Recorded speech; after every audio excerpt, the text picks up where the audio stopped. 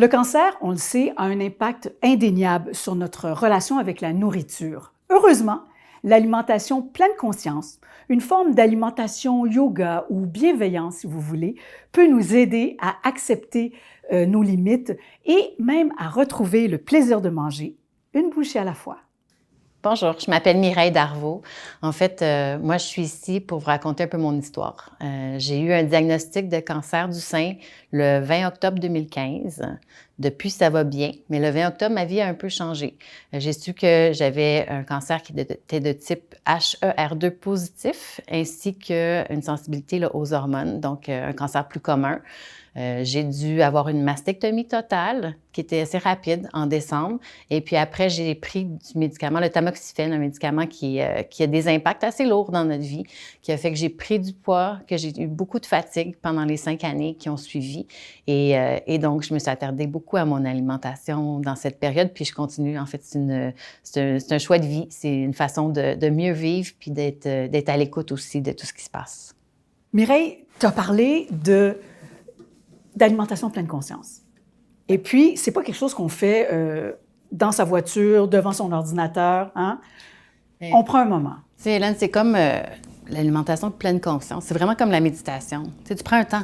Fait que quand tu médites, tu as ton coin, tu t'assois, tu te déposes. Puis tu as tes ancrages. Fait que de prendre le temps d'être conscient de, OK, je prends une pause pour manger. C'est pas juste j'avale quelque chose parce que mon estomac a faim. C'est vraiment juste je déguste, je décide, je choisis de m'asseoir, puis de regarder et de sentir, de... Bien, faisons-le avec du chocolat.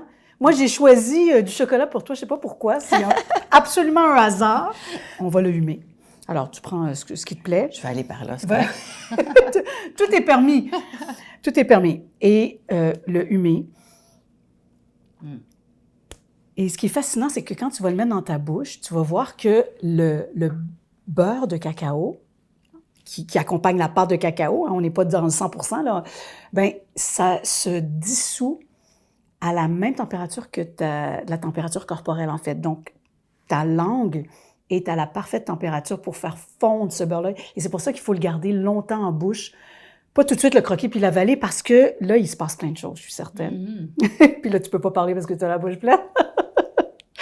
Mais effectivement, de s'arrêter dans ce moment-là, j'aime beaucoup ta comparaison avec le yoga, la méditation, prendre ce moment-là pour soi. Et aussi, c'est quelque chose qu'on peut faire, tu sais, quand on a une maladie, là, puis qu'on se sent à part des autres de la famille, mais avec les enfants, avec le conjoint, la conjointe, de dire, OK, on se fait ça. C'est un petit moment de bonheur.